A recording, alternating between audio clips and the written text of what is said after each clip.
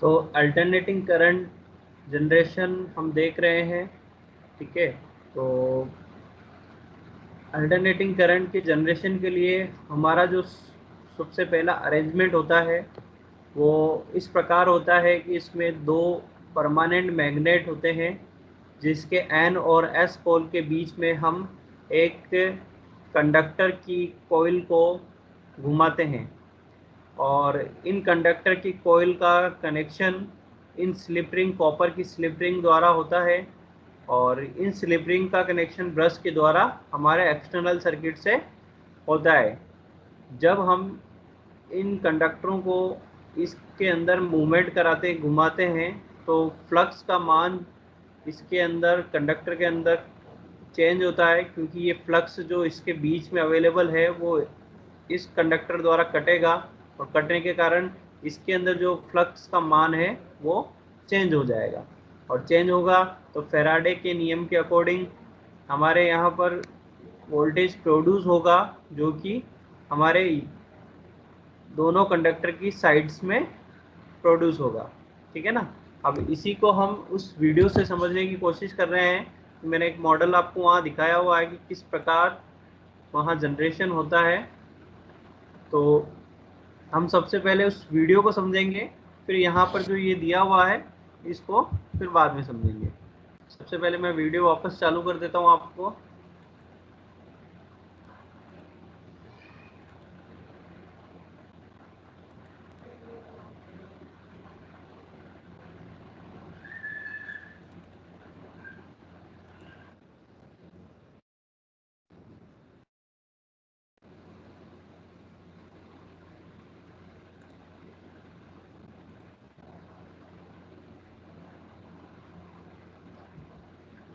तो देखिए यहाँ पर एक एसी अल्टरनेटर, जो सिंगल फेज अल्टरनेटर होता है, उसको दिखाया हुआ है कि इस प्रकार से एक एसी अल्टरनेटर बोल सकते हैं हम इसको, जनरेटर एसी जनरेटर बोल सकते हैं, ठीक है ना।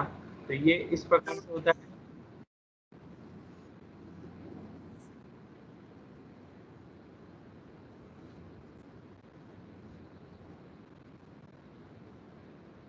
देखिए एसी जनरेटर के अंदर क्या मैकेनिज्म होता है, कैसे ये काम करता है, उसको इस मॉडल के द्वारा हम समझ सकते हैं।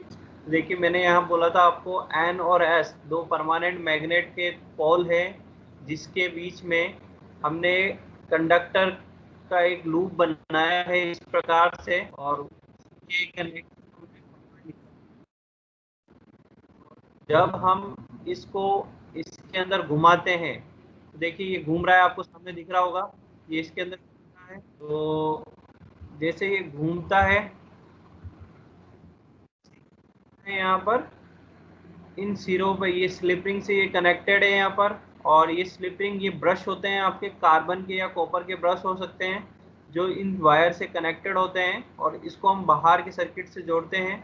यहाँ एक गैल्वेनोमीटर को दिखाया हुआ है जो कि करंट की दिशा और मान को दिखा रहा है। देखिए एक बार में जा रहा है, दूसरी बार दूसरी डायरेक्शन में जा रहा है, तो ये समझ रहा है जैसे जैसे घूम रहा है इस हैंडल के द्वारा, वैसे वैसे इसमें चेंज हो रहा है।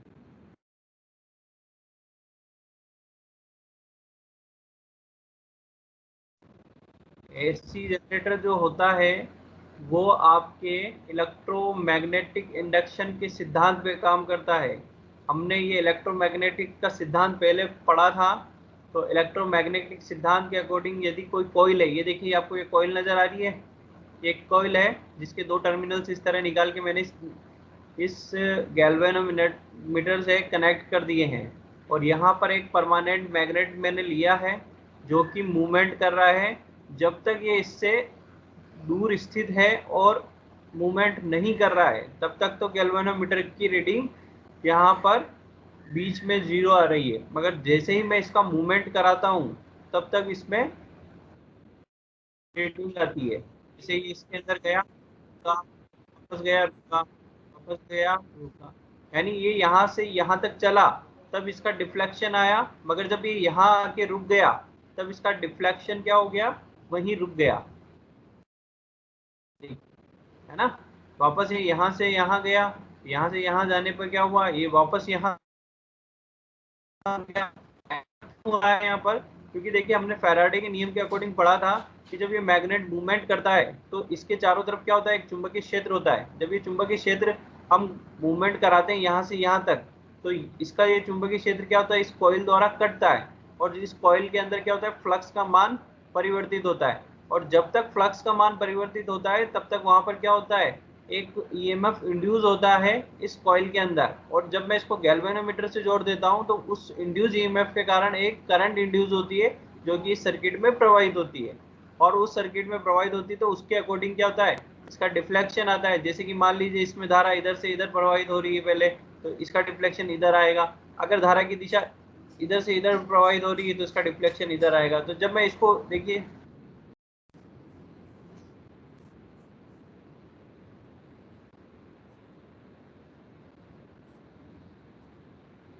अब एसी जनरेटर के अंदर क्या होता है हमारे, एसी जनरेटर में एक आर्मेचर, इसको बोलते हैं आर्मेचर, जो एक कंडक्टर होता है ना, जो जिसके ऊपर ये लपेटा हुआ होता है, इसको बोला जाता है आर्मेचर। इसके इस तरह से कॉइल पूरी है उसके अंदर लपेटी हुई होती है, और इसके ये क्या होते हैं, ये सिरे बाहर निकले हुए होते हैं यहाँ से, ठीक है ना। और ये हैंडल लगाया हुआ है इस मॉडल को घुमाने के लिए। यहाँ रेक्टेंगुलर प्लेट दिखाई हुई है जिसके चार सिरे हैं, ए बी सी डी। ये शाफ्ट है जो इसको घुमाने का काम कर रहा है।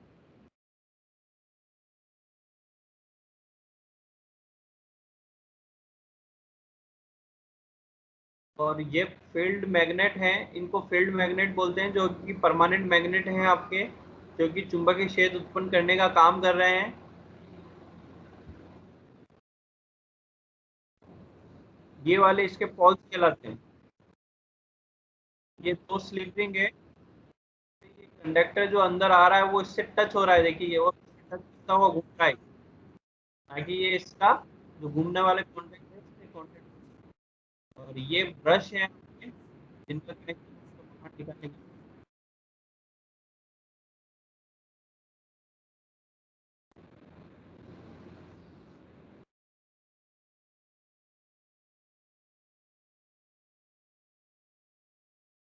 यहाँ पर हम वर्किंग देखते हैं कि किस प्रकार से अल्टरनेटर काम करता है।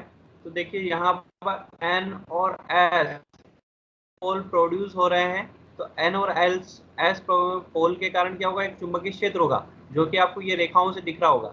इसकी डायरेक्शन हमेशा एन पोल से एस पोल की तरफ होती है, ठीक है ना। तो ये फील्ड मैग्नेट को यहाँ दिखाया गया है, इन सीधी ये ब्लू लाइंस जो नजर आ रही है फील्ड्स रेखा है इनके बीच में, है ना।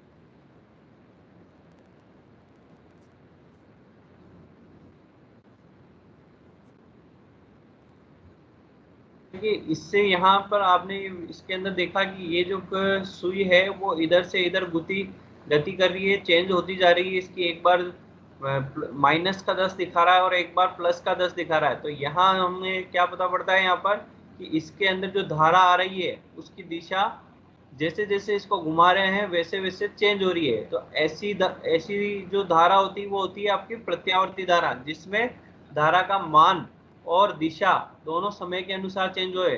तो हम कह सकते हैं कि किसी भी जनरेटर के अंदर जो ईएमएफ प्रोड्यूस होता है या जो धारा प्रोड्यूस होती है वो आपकी अल्टरनेटिंग टाइप की होती है।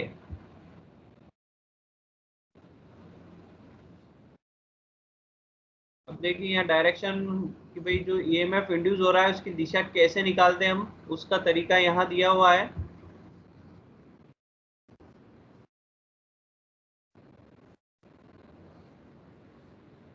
अब आपका आर्मेचर ये वर्टिकल इसके चुंबकीय क्षेत्र के साथ रोटेट हो रहा है, और इसका मूवमेंट हम इस डायरेक्शन में होगा।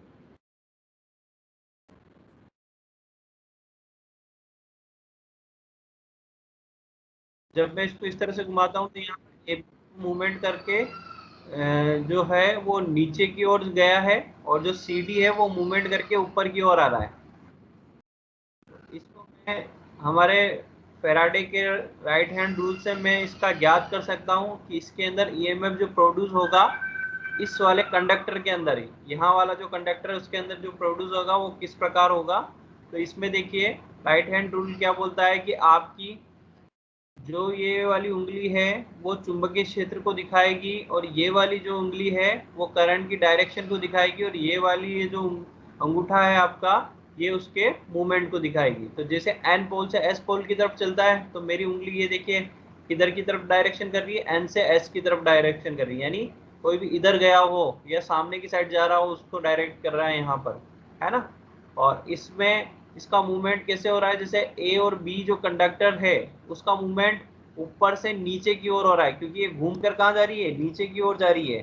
तो इसमें आने वाली जो प्रोड्यूस होने वाली करंट होगी वो किस प्रकार होगी, इस तरह से बाहर आती हुई होगी।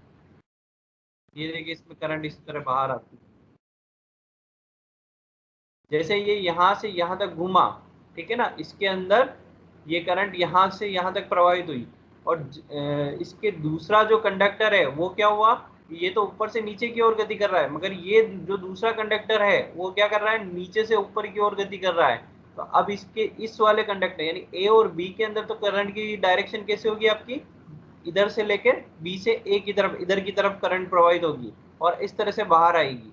और ये वाला जो कंडक्टर है सी और डी, इसकी डायरेक्शन हमारी देखिए चुंबकीय क्षेत्र की डायरेक्शन वो की वही है, बस इसके इसके घूमने की डायरेक्शन नीचे से ऊपर की ओर है। तो इसलिए इसमें जो धारा प्रोड्यूस होगी वो क्या हो से कहाँ होगी, डी से सी की तरफ होगी। तो इसमें जो धारा होगी वो इस तरह से प्रवाहित होगी, ठीक है ना। तो ये देखिए अंगूठा और ये उंगलियां और यही बता रही है कि करंट अंदर की ओर प्रवाहित हो रही है, मैग्नेटिक फील्ड इधर है और मोशन ऊपर की ओर है। तो इस तरह से करंट ये पूरा मूवमेंट एक चक्र में इस तरह देखिए करंट यहाँ से इधर से एक यहाँ से चली और यहाँ से आई, जैसे आपने मूवमेंट इसको यहाँ तक कराया तो करंट इधर से प्रवाहित होकर कहाँ तक आई, यहाँ पर आई और पॉजिटिव टर्मिनल से यहाँ आ गई, ठीक है ना। और ये वाला यहाँ से चल के आया तो पूरी करंट आपकी यहाँ से यहाँ तक प्रवाहित हुई। और जब वो ज़्यादा घुमाते हो, जैसे आपने यहाँ से लेके पूरा यहाँ तक लिया है, अब क्या हो रहा है, ये वापस यहाँ आ गया तो ये वापस वोल्टेज क्या हो गया, इसका जीरो हो गया और उसमें बहने वाली धारा भी जीरो हो गई। अब दूसरे टर्न पे जैसे मैं घुमाता हूँ, अब देखिए जो ए और बी जो ऊपर से नीचे जा रहा था अब क्या है, ए बी नीचे से ऊपर बी ऊपर की ओर आ रहा है। तो, तो इस कंडीशन में क्या हो गई, आपकी जो डायरेक्शन है वो चेंज हो गई। कंडीशन में देखिए जो ए बी के अंदर जो धारा उत्पन्न होगी वो किधर होगी, जैसे ऊपर मूवमेंट कर रहा है ये उंगलियां इस तरफ है तो करंट अंदर की ओर प्रवाहित होगी। तो पहले तो ये बाहर की तरफ आ रही थी, अभी क्या हो रही है, अंदर की तरफ प्रवाहित। तो डायरेक्शन जो होगी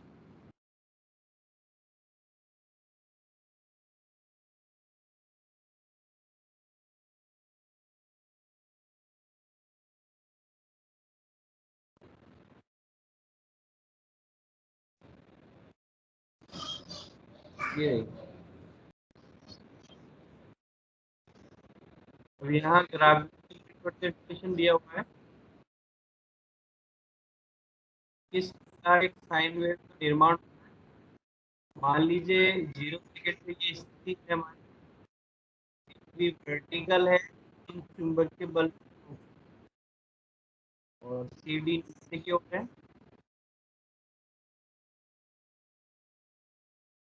मैं अगर आर्मेचर को घुमाता हूँ तो इसमें मैग्नेटिक फ्लक्स जो कंडक्टर है वो चेंज होगा। ये देखिए ये कंडीशन दिखाई, ये देखिए जैसे जैसे ये घूम रहा है वैसे वैसे देखिए यहाँ पर जो टाइम के साथ मैंने क्या कर रखा है, यहाँ पर इंड्यूस ईएमएफ है और समय के बीच में ग्राफ खींच रहा हूँ मैं यहाँ पर, ठीक है ना। तो देखिए इंड्यूस ईएमएफ जैसे जैसे ये यहाँ से मूवमेंट कर रहा है, यहाँ क्या था, ये जीरो पर था। यहाँ जीरो क्यों था, क्योंकि देखिए इसकी जो डायरेक्शन है चलने की वो बी की डायरेक्शन, वो जो कंडक्टर की डायरेक्शन इसकी इस तरफ है, ठीक है ना। और जब ये इस तरफ है तो ये चुंबकीय बल रेखाओं के साथ 0 डिग्री का कोण बनाता है, और 0 डिग्री का कोण बनाता है क्योंकि फ्लक्स रेखाएं भी इधर है और इसकी डायरेक्शन भी इधर है, तो दोनों समांतर क्रम में हो गई। ये रेखा और जो इसके चलने की दिशा है वो समांतर क्रम में हो गई।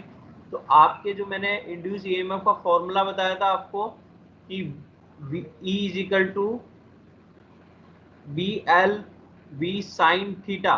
तो बी एल वी तो कांस्टेंट है आपका यहाँ पर, और साइन थीटा जो है यहाँ इसका एंगल है आपके इसके गति करने का एंगल और इन चुंबकीय बल रेखाओं के बीच का एंगल। जब ये एंगल साइन थीटा का मान 0 होगा तब साइन थीटा की वैल्यू आप 0 पुट कीजिए तो पूरी वैल्यू 0 हो जाएगी, तो इसलिए यहाँ पर 0 आएगा। और जैसे ही आप इसको मूवमेंट कराते हो और घुमाते हो तो अब इसका जो मूवमेंट होगा, पहले तो ये इधर की ओर गति कर रहा था, फिर ये किधर गति करेगा, ये नीचे की तरफ गति करेगा। तो नीचे की तरफ गति करेगा तो इन चुंबकीय बल रेखाओं के साथ क्या होगा, ये कुछ एंगल बनाएगा। तो साइन थीटा का मान अभी क्या होगा, 0 ना रह के कुछ मान उसका बढ़ेगा। तो उसका मान बढ़ेगा तो क्या होगा, वहां पर ईएमएफ भी ये बढ़ेगा। इसको हम यहाँ से समझ सकते हैं। मैं आपको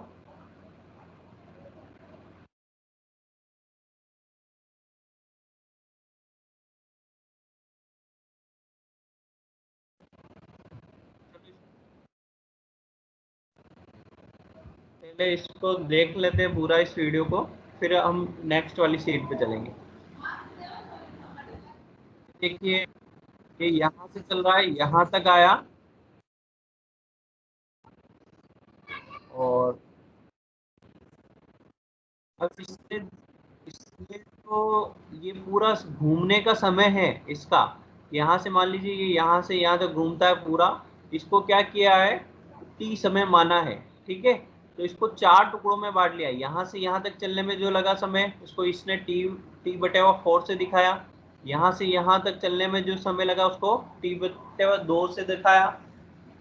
यहाँ से यहाँ तक चलने में इसको 3t/4 दिखाया, और वापस ये आ जाएगा। तो एक पूरा घूमने में इसको मान लीजिए इसको t समय लग रहा है। तो सबसे पहले ये t/4 समय के लिए, यानी यहाँ से यहाँ तक जितना समय लग रहा है उसके लिए इस ग्राफ को दिखा रहा है। ये हम समय के साथ साथ इसको एंगल के रूप में भी दिखा सकते हैं, क्योंकि जब चालक यहाँ होता है तब ये 0 डिग्री का एंगल बनाता है चुंबकीय फ्लक्स रेखाओं के साथ। मगर जब चालक यहाँ आ जाता है, इस कंडीशंस में आ जाता है, तो इसका जो एंगल होता है फ्लक्स रेखाओं के साथ वो 90 डिग्री हो जाता है। तो इसको मैं डिग्री के अंदर भी रिप्रेजेंट कर सकता हूँ, जैसे यहाँ पर 0 डिग्री, यहाँ 90 डिग्री, यहाँ 180 डिग्री, यहाँ 270 डिग्री, और यहाँ 360 डिग्री। यानी जो मेरा एंगल बन रहा है उसको भी मैं यहाँ रिप्रेजेंट कर सकता हूँ, और समय के साथ भी इसको रिप्रेजेंट कर सकता हूँ। और इंड्यूस ईएमएफ को मैं वाई एक्स पे रख कर रिप्रेजेंट करूंगा। अभी मैं समय के अकॉर्डिंग यहाँ दिखा रहा हूँ आपको ग्राफ कैसे बनता है। तो जब ये यहाँ से यहाँ चलता है तो इसमें क्या हो रहा है, इसका जो एंगल है वो चेंज हो रहा है, और साइन थीटा की वैल्यू बढ़ रही है। और साइन थीटा की वैल्यू बढ़ रही है तो क्या होगा, आपके यहाँ पर इंड्यूस ईएमएफ का मान भी बढ़ेगा। और कहाँ तक बढ़ेगा, जब तक कि ये 90 डिग्री ना हो जाए, यानी T/4 टाइम तक ये ना चल जाए तब तक इसका मान बढ़ जाएगा। इस कंडीशन में जो ईएमएफ प्रोड्यूस होगा वो उसका हाईएस्ट मान होगा जब ये यहाँ होता है। इस कंडीशन कंडक्टर जब यहाँ इस कंडीशन में आता है तब आपका सबसे अधिक ईएमएफ प्रोड्यूस करता है। इसके इस वाले चालक में जो ईएमएफ प्रोड्यूस होगा वो सबसे अधिकतम होगा। और जब वो यहाँ होगा तब इसमें 0 ईएमएफ प्रोड्यूस होगा। यहाँ और यहाँ पर 0 ईएमएफ प्रोड्यूस होता है, और यहाँ पर जब कंडक्टर होते हैं तो हाईएस्ट आपका ईएमएफ प्रोड्यूस करता है। तो ये देखिए उल्टे घूम रहा है, ये वापस क्या हुआ, अब 0 की तरफ चलने लग गया। ये से वापस क्या हुआ, 0 की तरफ चलने लगा। तो ग्राफ किससे गिरेगा आपका, इधर चलेगा, क्योंकि आपके यहाँ पर 0 से स्टार्ट होता है ग्राफ, फिर 1 2 3 4 5 6 इस प्रकार होता है। तो पहले बढ़ रहा था तो मेरा ये इस तरह से बढ़ा, जैसे जैसे समय की लाइन पे आगे बढ़ रहा हूँ वैसे वैसे क्या हो रहा है, आपका इंड्यूस ईएमएफ बढ़ रहा है। और जब ये पूरा T/4 समय पे आ जाएगा तब ये हाईएस्ट वोल्टेज प्रोड्यूस करेगा। फिर मैं और घुमाऊंगा तो क्या हो रहा है, अब इसके अंदर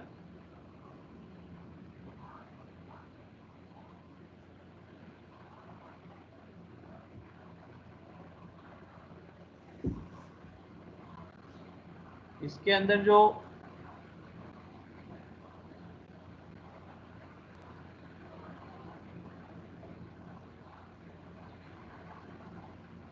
तो इसके अंदर क्या होता है, यहाँ वापस जीरो होता है, तो वापस क्या हो रहा है इसका मान, अब इससे हाईएस्ट तो जा नहीं सकता, और वापस हाईएस्ट से जीरो की तरफ जाएगा तो देखो वापस ग्राफ क्या होगा, नीचे की ओर चलेगा। तो देखो इसका मान यहाँ, जैसे यहाँ समय और आगे बढ़ाया मैंने, यानी इस अक्ष पे बढ़ूंगा तो वैसे वैसे समय बढ़ेगा, और इस अक्ष पर ऊपर की तरफ बढ़ूंगा तो बढ़ेगा, है ना। तो जैसे और बढ़ा रहा हूँ तो अब क्या हो रहा है, ये मैं वापस घटने लग गया। और कहाँ तक घटेगा, जब ये ए बी चालक जो है यहाँ से चल के वापस यहाँ तक ना जाए, तब तक क्या होगा, ये वापस जीरो हो जाएगा।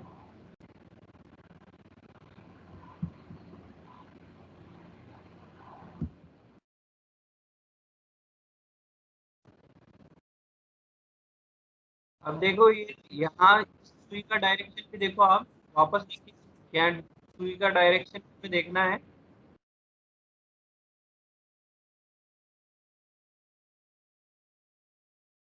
अभी देखिए ये वापस, ये देखना, अभी इसको देखना, जैसे जैसे ये चल रहा है वैसे वैसे क्या हो रहा है, ईएमएफ का मान बढ़ रहा है एबी चालकों में, और इसका वैल्यू भी बढ़ रही है, ये सुई यहाँ तक आती है। मान लीजिए इसकी 15 वोल्ट है या 15 मिली है, मैक्सिमम करंट है, तो ये यहाँ तक चला गया। वापस जब इसका मान घटने लगता है तो देखो वापस कर रही है, वापस अपने इस पे, ये वापस जीरो पर।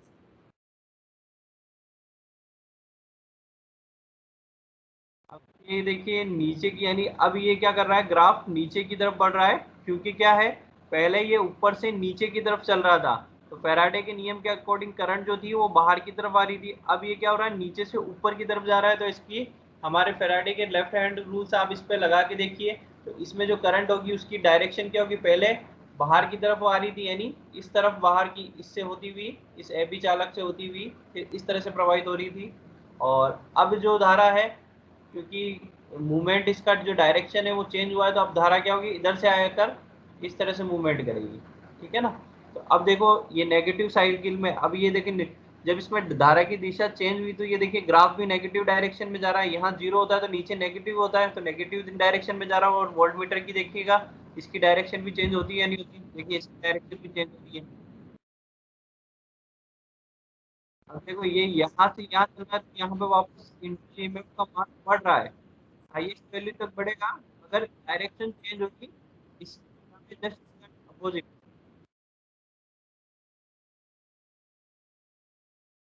वापस ये सुई इधर जीरो की तरफ आ रही है।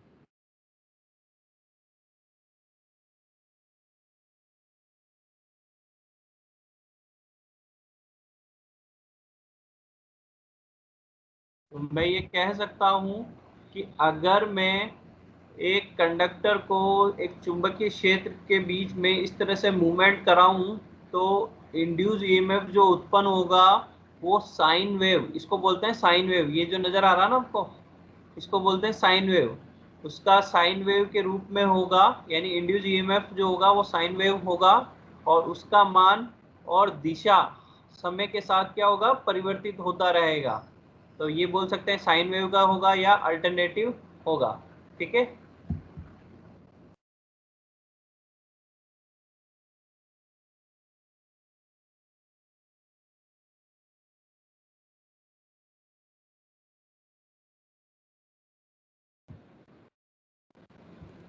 ठीक है, ये हमने वीडियो से देखा, अब हम इसको न्यूमेरिकल रूप से भी देख लेते हैं।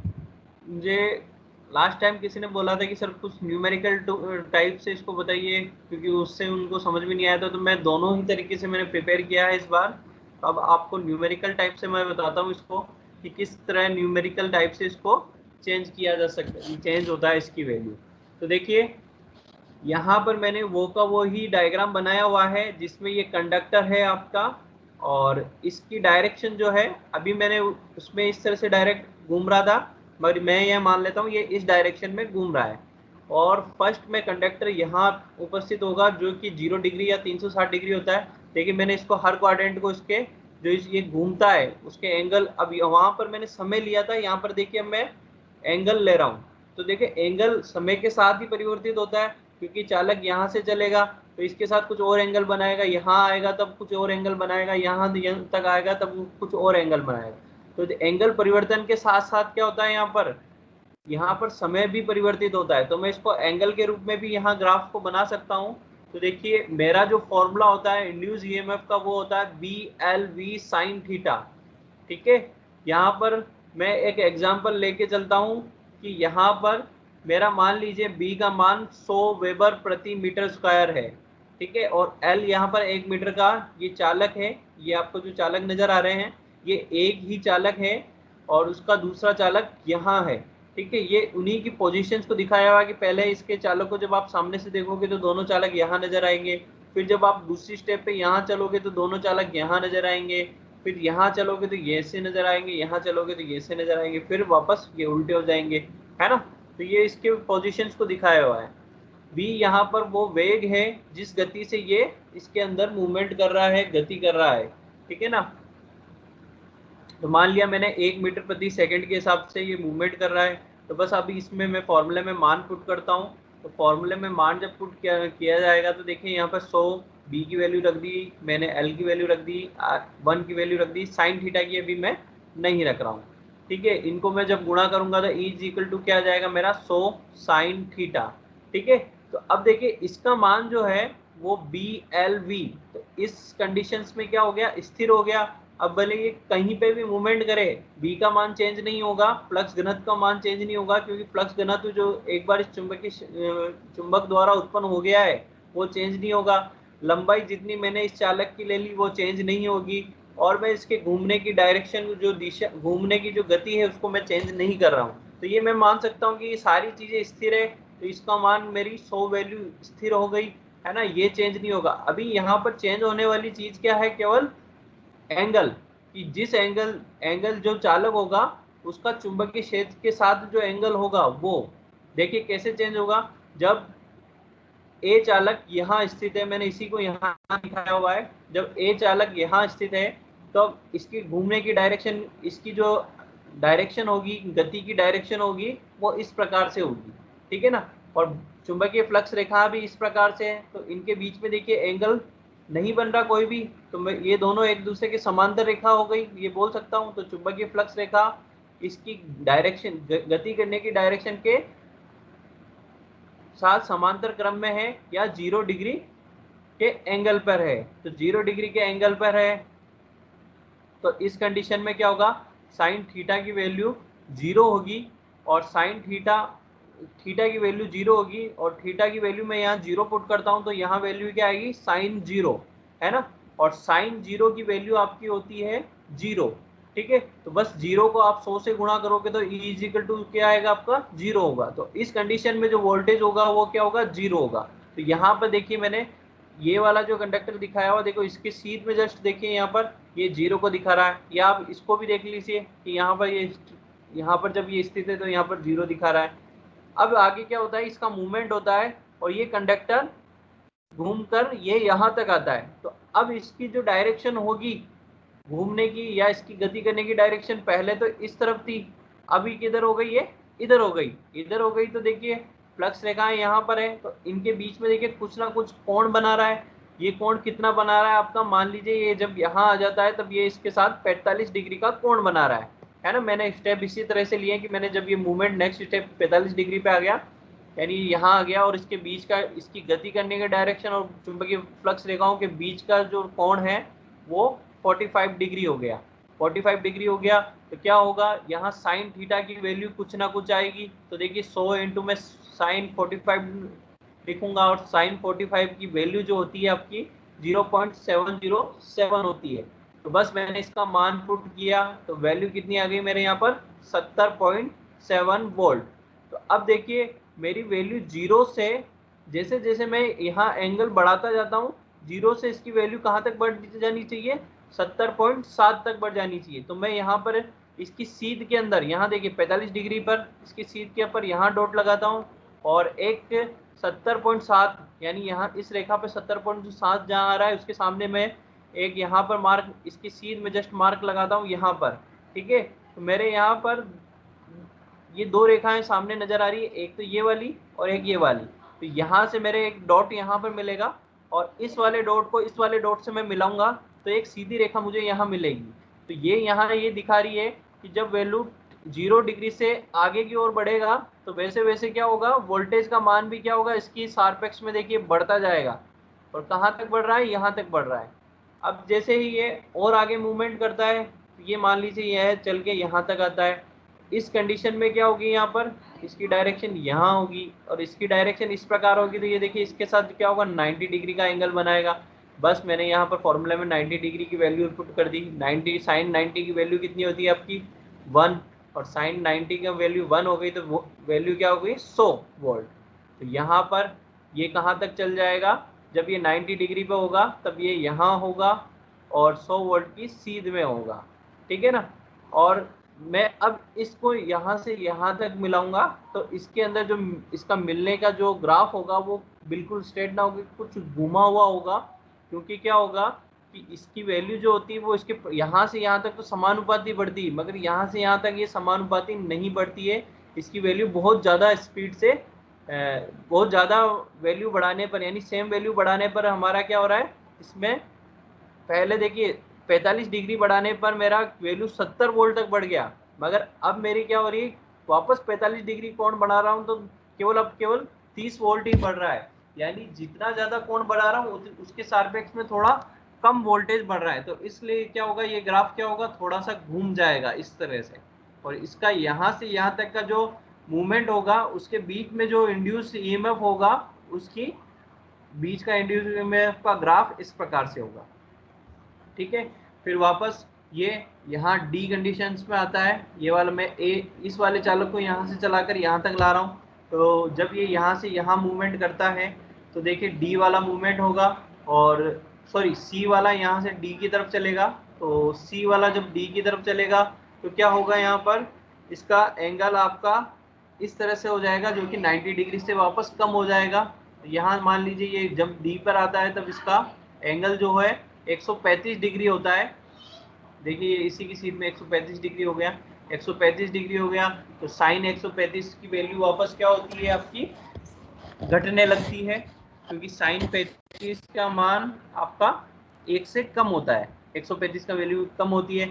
बस साइन 135 की वैल्यू आपके मैं वापस पुट करूंगा तो यहाँ 45 की जगह 135 है, और साइन 135 की वैल्यू होती है आपकी 70 पॉइंट ये 0.707, और वापस आप इसको जब इससे गुणा करोगे तो कितना आएगा आपका 70 वोल्ट। तो जब ये डी कंडीशंस में आएगा यहाँ से यहाँ तक चल के तो वापस ये कितना हो जाएगा आपका 70.7 वोल्ट। तो बस अब इसी का मैं ग्राफ यहाँ से वापस रिप्रेजेंट कर रहा हूँ, और वापस जब ये यहाँ आता है वापस ये ग्राफ इसी तरह से 0 डिग्री पे चला जाए। जैसे ये यहाँ पर इसके साथ 90 डिग्री का एंगल बना रहा था, वैसे ये इस फ्लक्स के साथ इधर 90 डिग्री का एंगल बनाएगा और वापस ये क्या हो जाएगा, 0 हो जाएगा। तो आपको समझ में आया कि किस प्रकार से साइन वेव जनरेट हो रही है। जितने भी जने हैं अपने साथ, क्या आपको समझ में आया?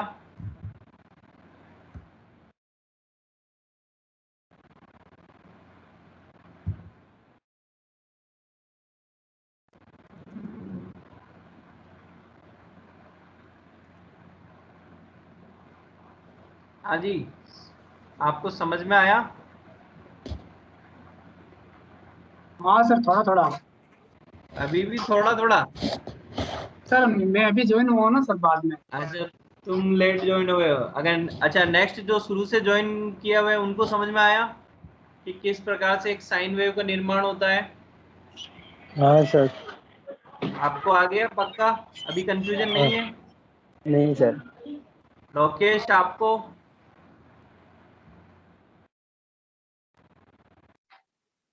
लोकेश चांदानी, आप बात नहीं करते हो क्लास में, मैंने कई बार देखा आपका एक भी रिस्पांस नहीं आता।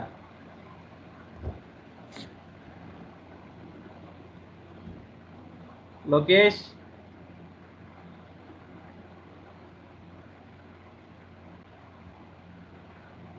ठीक है लोकेश बात नहीं कर रहा है, कोई बात नहीं, इसको एक मैसेज करके छोड़ देते हैं।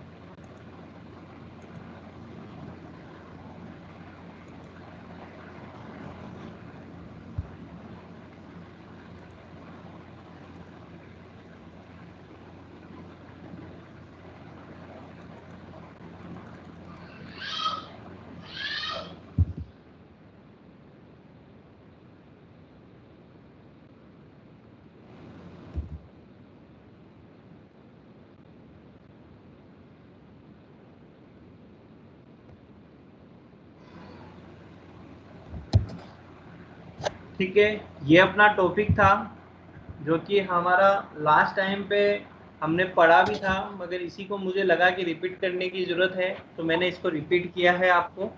ठीक है ना, मेरे हिसाब से आपको अब ये समझ में आ गया होगा। अब ये टॉपिक आपको परेशान नहीं करेगा।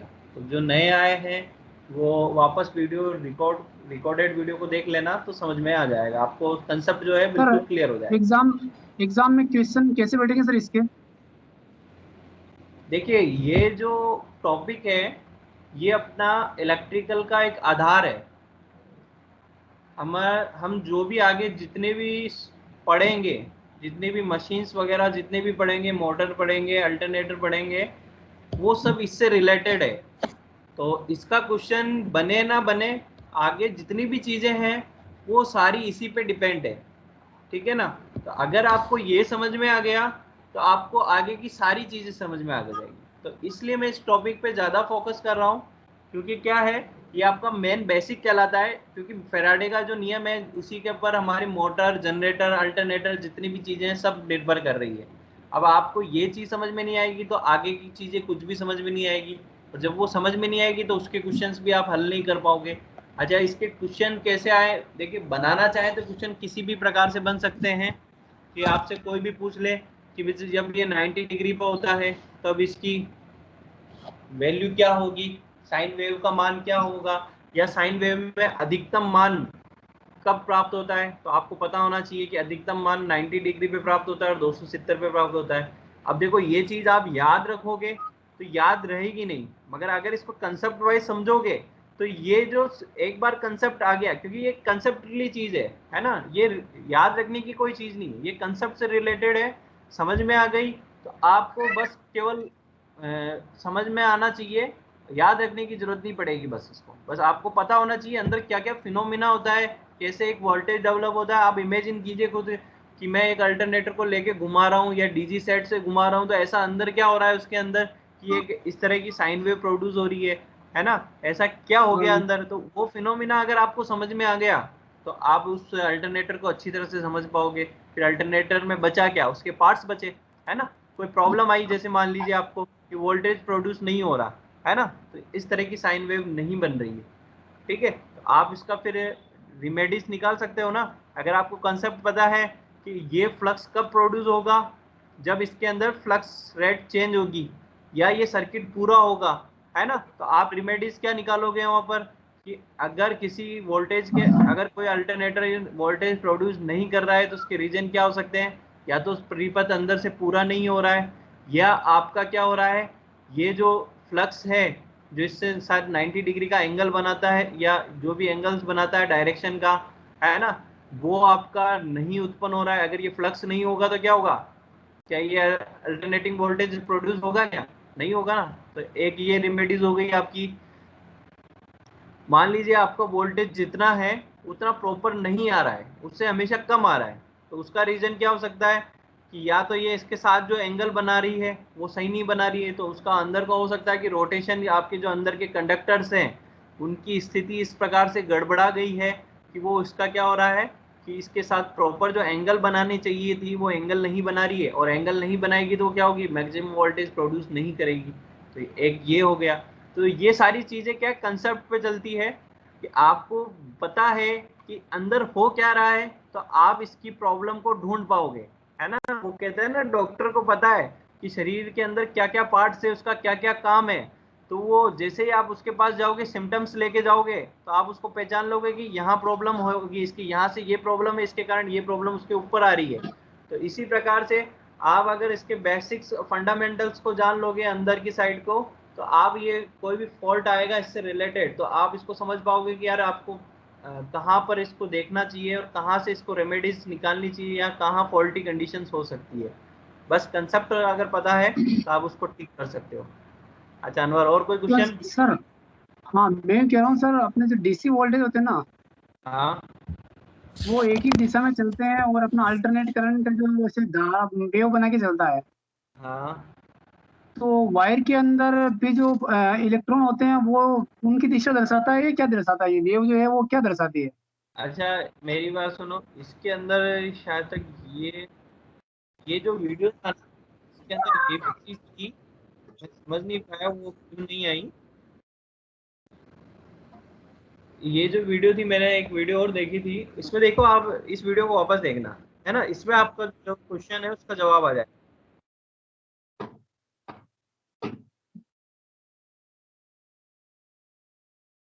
ये देखो, हाँ क्या है, एक स्लिप रिंग लगी हुई है ना, आपको स्लिप रिंग नजर आ रही है? हाँ ठीक है, तो स्लिप रिंग क्या कर रहा है, ये जो कंडक्टर इससे कांटेक्ट है ये एवरी टाइम एक ही स्लिप रिंग से कनेक्ट है। ये वाला स्लिप रिंग एक वायर से कनेक्टेड है ना, दूसरा वाला स्लिप रिंग दूसरे वायर से कनेक्टेड है। इसको आप यहाँ से देखिए, आप मेरे सामने नजर आ जाएगा अभी।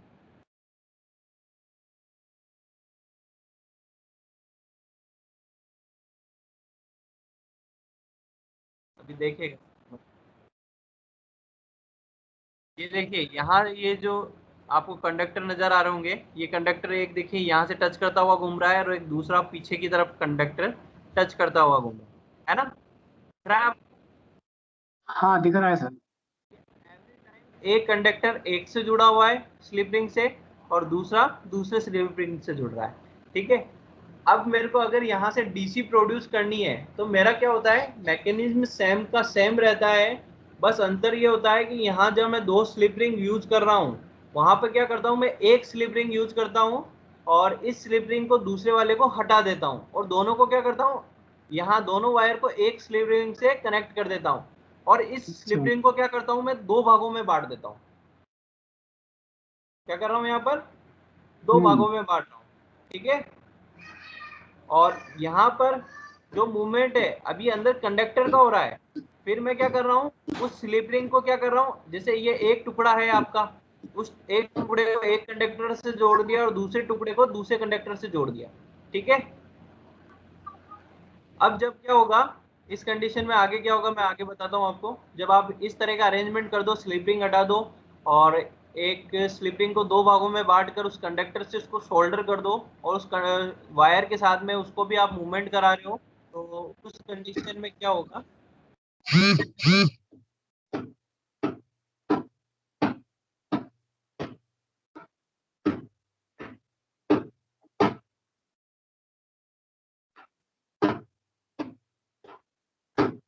देखिए क्या होगा उस कंडीशन में, कि जब ये घूमेगा, कंडक्टर घूमेगा, तो ये स्लिप रिंग भी कंडक्टर से घूमेगा, है ना।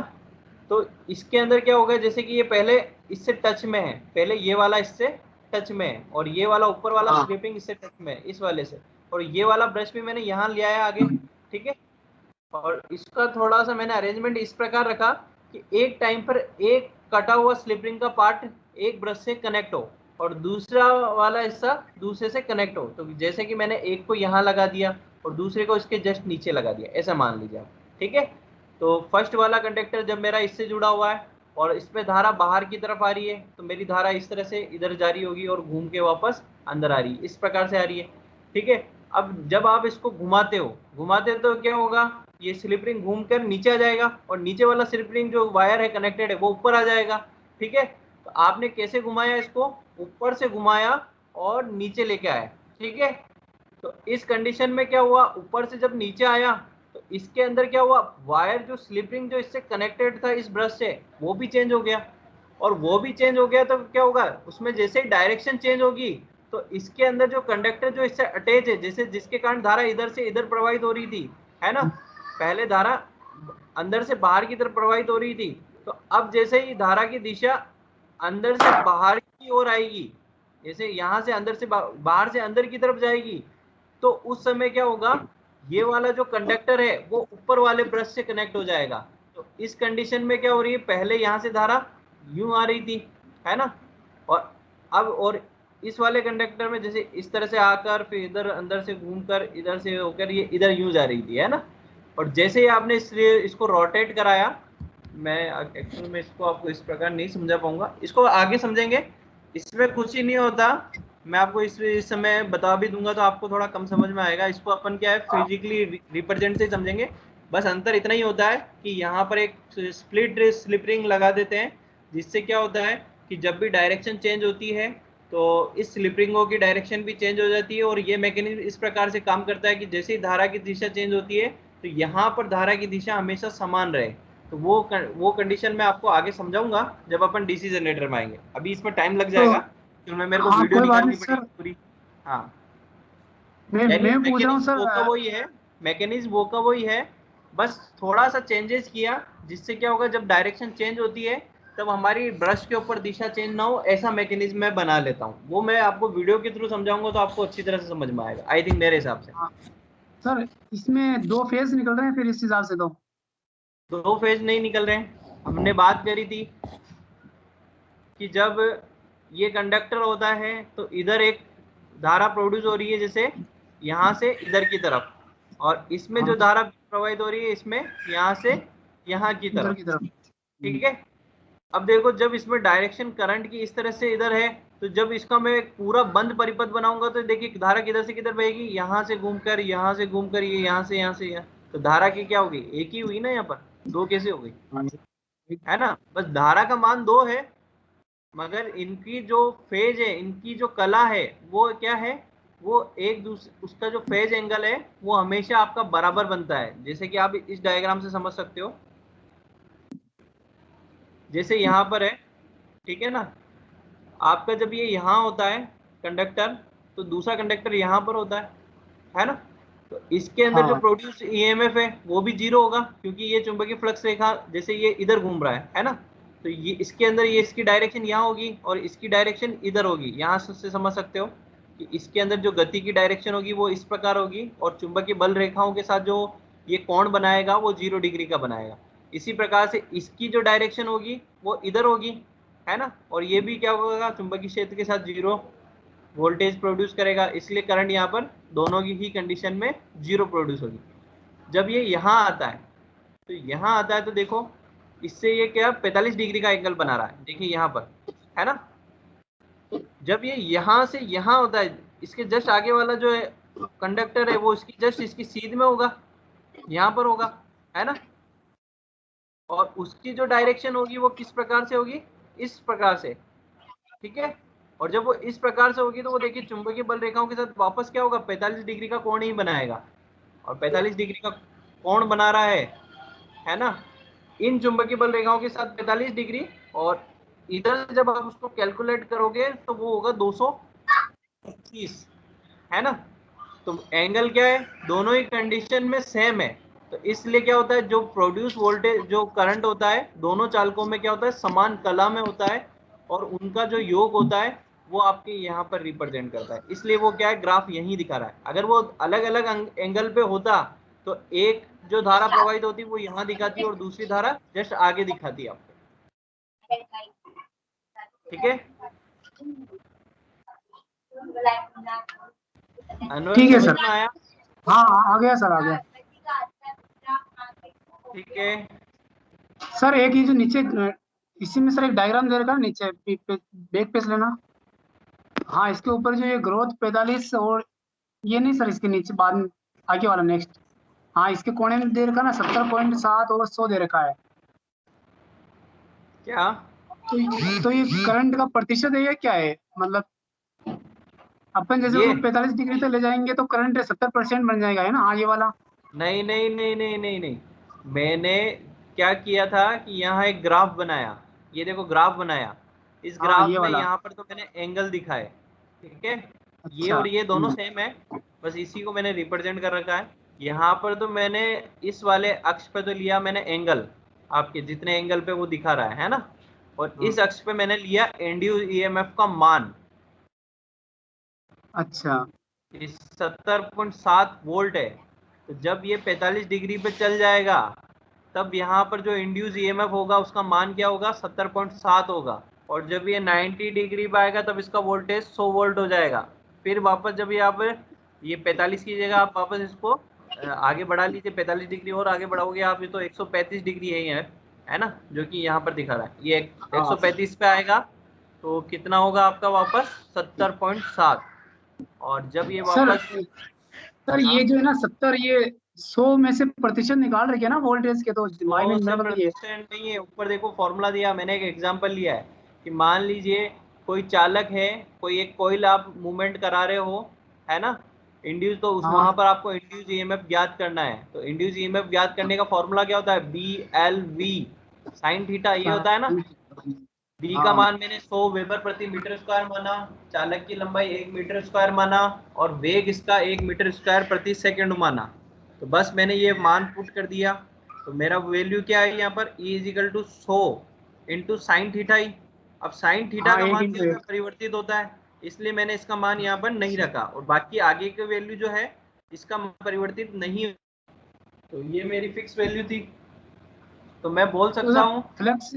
सर फ्लक्स हाँ, घनत्व अपन 100 से बढ़ा देना फ्लक्स घनत्व। तो आपका ये भी बढ़ जाएगा इसका, जैसे आप हाँ मान लो ठीक 200 है। कर दो तो ये 200 हो हाँ जाएगा, है ना। फिर चलो इसके साथ ठीक जो सर, गुणा ठीक। होगा वो 140 वोल्ट के आसपास होगा।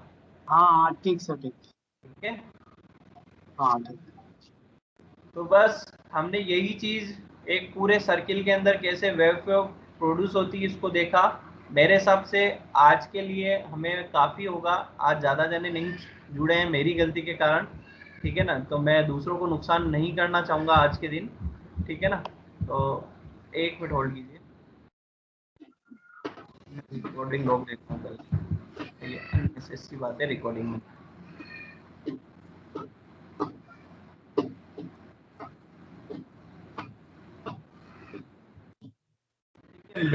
मेन अपना बेसिक यही था कि आपको ये कंसेप्ट समझाना मेरा मेन मोटिव था। कल तो क्या हुआ था कि कल लॉकडाउन की स्थिति थी, तो मुझे भी मार्केट जाना पड़ा कल मॉर्निंग में, और आज मेरे को थोड़ी सी नींद आ गई, वरना मैं सोता नहीं हूँ शहरी के बाद। आज मैं गलती से सो गया, तो आज मेरी आंख नहीं खुली, वरना आज टाइम पे क्लास होती और ज़्यादा जने अपने साथ ऐड होते आज। तो कोई मेरी गलती के कारण मैं दूसरों का नुकसान नहीं करूँगा, जितने भी जने आए हैं उनके लिए आज का फ़ायदा ज़रूर है कि आपको ये कंसेप्ट जो क्लियर नहीं होता वो आप वीडियो के साथ क्लियर कर पाओगे, और जो आज नहीं आए उनको वीडियोस देखकर वो अपना कर पाएंगे। अच्छा, मैं आपको जो आए हैं उसको आज एक एक्स्ट्रा बेनिफिट दे देता हूँ कि आपका बहुत जल्दी मंथली टेस्ट होने वाला है, और हो सकता है कि वो नेक्स्ट वीक में ही लें हम। तो आप सब अच्छा। तैयारी रखें, और उसके अंदर जो सिलेबस हम जो सिलेबस कवर करेंगे उसमें हमने मैग्नेटिक सर्किट तक का जितना सिलेबस कंप्लीट पढ़ लिया है, कैपेसिटर तक वहाँ तक का आएगा। तो ये इन्फॉर्मेशन आपको लिए एक्स्ट्रा है, बाकी आप अपने साथियों को भी इन्फॉर्म कर दें अगर बात हुए। वैसे मैं ग्रुप पे डालूंगा आपको कि भाई आपका मंथली टेस्ट होगा।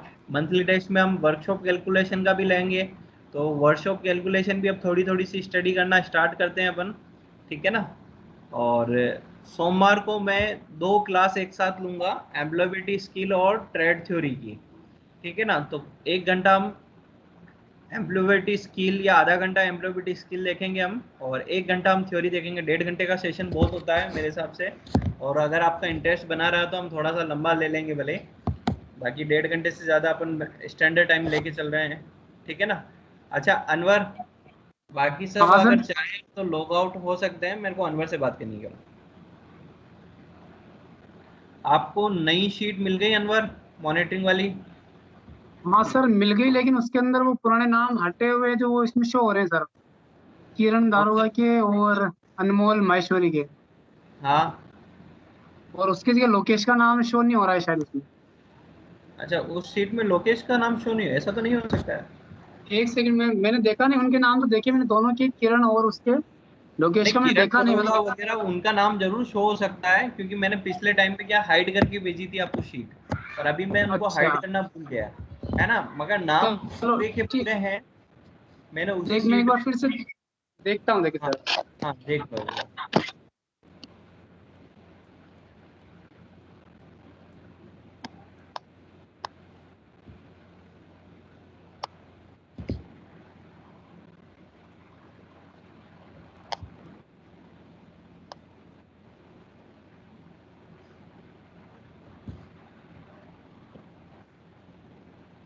है उसका, लोकेश का लोकेश का नाम नहीं है? है उसमें, है सर। है ना, हाँ हाँ। अच्छा, मैंने इसको आज की डेट तक अपडेट कर दिया है, और मेरे हिसाब से बाकी जितने भी बच रहे हैं आप भी उसमें नए मैंने असाइनमेंट भी जोड़ दिए हैं। अब एक मैग्नेटिज्म वाला असाइनमेंट और ज़रूर जोड़ना है, ठीक है। और एक नया असाइनमेंट मैं आज डाल रहा हूँ आपके, जो सर इलेक्ट्रोमैग्नेट से रिलेटेड है, ताकि आपको वो जब सर टेस्ट लिया जाए तो आपके असाइनमेंट के सारे क्वेश्चन आपके पास हो और आप पढ़ सको उनको। ठीक है ना? सर वो तो आज भेजी थी सीट, उसके तो मैंने भेज दिए। भेज दिया आपने? हाँ सुबह ही भेज दी, तो मैंने सभी के जिसके पेंडिंग थे ना, मेरे अलावा मेरे बाकी है थोड़े से, मैं भी अभी सबमिट कर दूंगा। अच्छा, जो भी आप जिसको भी बोल रहे हैं कि सबमिट कीजिए, उनको यही बोलना कि एक बार पहले चैप्टर पढ़ लें, उसके बाद सबमिट करें। क्योंकि नंबर आपके, अगर आप कम सबमिट करोगे तो नंबर कम आएंगे, और इससे क्या होगा, प्रोग्रेस कम नज़र आएगा। तो पहले पढ़ें उस टॉपिक को, और उसके बाद फिर उसका असाइनमेंट करें, जिससे क्या है, आपको प्रॉपर उसके नंबरिंग आए, है ना? नहीं तो आप ठीक उसमें है। क्या हो गया, आपको ऐसा दिखेगा कि आपको उसमें से कुछ समझ में नहीं आया, तो उससे अपना रिकॉर्ड इफेक्टेड होगा। ठीक है ना? तो बहुत से नए भी जुड़े हैं, बहुत से ने नए जमा किए हैं। मेरे हिसाब से साजिद भी अब धीरे धीरे दे रहा है, तो मैं यही बोलूँगा साजिद भी अब लाइन पे आए। अच्छा, अब मेरा नेक्स्ट शेड्यूल कुछ इस तरह है कि जिस तरह से अपने इंजीनियरिंग ड्राइंग की वीडियो और रिकॉर्डेड वीडियो डाले हैं, क्या आपने देखे वो? नहीं देखे सर अभी तक। नहीं देखे? तो ऐसे नहीं। अगर आपने नहीं देखे तो किसी और ने भी नहीं देखे होंगे, ऐसा संभव है बिल्कुल, है ना? तो इसको किस प्रकार से करें कि वे सब देख लें, या तो फिर मैं आपको उससे क्यूरी करने लग जाऊं उस टॉपिक से रिलेटेड, भी आपको टॉपिक डाला फिर आपसे पूछा, तो इस तरह आप पढ़ो, या तो मैं इस प्रकार करूं। क्योंकि देखो क्या होगा, आपको टॉपिक में डाल दूंगा मगर आप पढ़ोगे नहीं, तो उसका कोई मतलब नहीं है ना? तो मैं यही चाह रहा हूँ कि अपना ऑनलाइन टाइम कम रहे, और जो अपनी स्टडी मटेरियल है वो पूरा कवर होता रहे, सिलेबस पूरा कवर होता रहे। तो ड्राइंग कवर होती रहे, वर्कशॉप कैलकुलेशन कवर होती रहे, एम्प्लॉयबिलिटी स्किल कवर होती रहे। तो मैं ऐसा सोच रहा था कि जब हम 1.5 घंटे का सेशन रखते हैं, तो 1 घंटे तो हम थ्योरी पढ़ते हैं, और 1 घंटे जो आधा घंटा जो हमारे पास बचता है, उसमें हम 3 दिन एम्प्लॉयबिलिटी स्किल, और 3 दिन हम वर्कशॉप कैलकुलेशन, इसको देखें। हाँ ये ठीक रहेगा सर इससे। है ना? तो इससे क्या होगा, वो सिलेबस भी पैरेलल चलता रहेगा, और एग्ज़ाम जब आएंगे तो मेरे हिसाब से आपको तैयारी रहेगी। ऐसा कर सकते हैं अपन? हाँ हो सकता है सर, ये अच्छा ठीक रहेगा। ये सही रहेगा।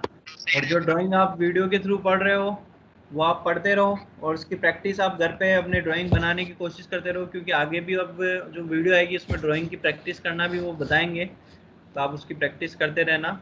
ठीक है ना? तो इससे क्या होगा, अपन सारा सिलेबस अपना जो सारे से टॉपिक, अच्छा अब मैं सोच रहा हूँ प्रैक्टिकल का कैसे करें। हम सब कवर कर रहे हैं, केवल प्रैक्टिकल को छोड़ के। सर प्रैक्टिकल तो सर इसमें जो बेसिक अगर क्लियर हो जाएगा ना, हम्म। तो थ्योरी का क्लियर हो जाएगा, तो फिर प्रैक्टिकल तो जिस दिन अपन कॉलेज खोलेंगे तो 15 दिन या 20 दिन रोज से 3 चैप्टर मतलब 3 प्रैक्टिकल करेंगे तो भी हो जाएगा सर कवर। तो क्या मैं इससे रिलेटेड वीडियो डालूं आपको, प्रैक्टिकल से रिलेटेड? तो आपको क्या है कि एक आइडिया रहे, जैसे मैंने टॉपिक पढ़ाया और उससे रिलेटेड कोई प्रैक्टिकल है, जैसे हमने ओम लॉ पढ़ा था, है ना? तो ओम लॉ आपके पास सारे डॉक्यूमेंट्स वगैरह सब अवेलेबल है। अब उसका हाँ प्रैक्टिकल करना है। हम प्रैक्टिकली क्या देखते हैं, फिजिकली वहाँ उपस्थित होकर उस चीज़ को देखते हैं। अगर अपन वही चीज़ वीडियो से देखें तो कुछ कुछ तो मिलेगा इन्फॉर्मेशन, मेरे हिसाब से कुछ तो आएगी हाँ, इन्फॉर्मेशन। ये भी ठीक है सर, मिल सकता है बिल्कुल। है ना? तो लेकिन सर प्रैक्टिकल के ये लिए मैं वीडियो देखने पे का, डिपेंड है, अगर बच्चे इंटरेस्ट ना ले तो। अच्छा वीडियो में इंटरेस्ट ना ले तो? हाँ मतलब अपन तो अपनी तैयारी करते हैं, लेकिन अगर कोई ओपन करके देखे ही नहीं तो फिर क्या। तो इसका किस प्रकार से देखें, इसको कैसे भेजें कि हमें पता पड़ जाए?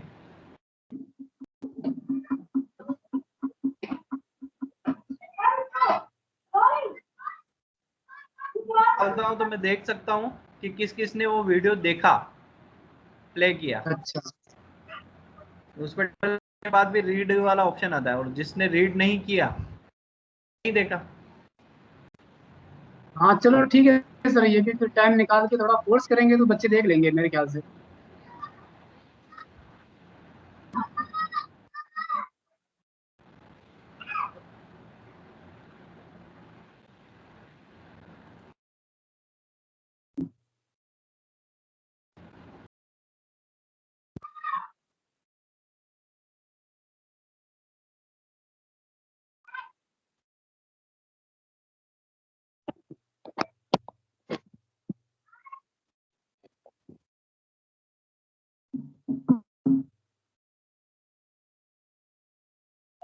चलो ठीक है फिर सर, है ना।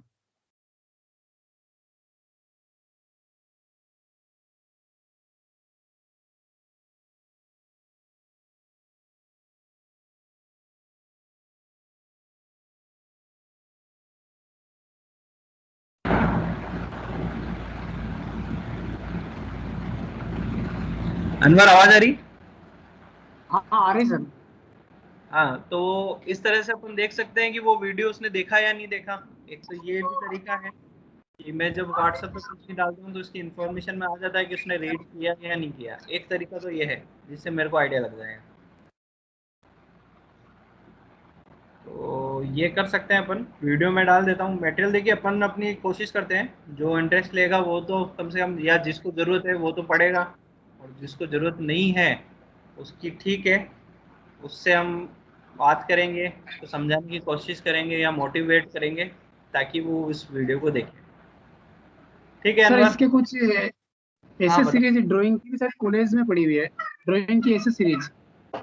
एक्सेसरीज वहाँ पड़ी हुई है? ओके। हाँ तो एक बार या तो फिर जब भी कॉलेज खुले तो सारे सामान जो अपने जितने भी है ना स्टडी मटेरियल, देखो, सारे अपन घर पे ले आते कॉलेज हैं रोज नोट्स वगैरह। खुल रहा है, मेरी बात सुनो, कॉलेज रोज खुल रहा है, मगर अभी दिक्कत ये है कि वहाँ जाना, आपने क्या है कि एक्चुअली मेरे को लेट बताया।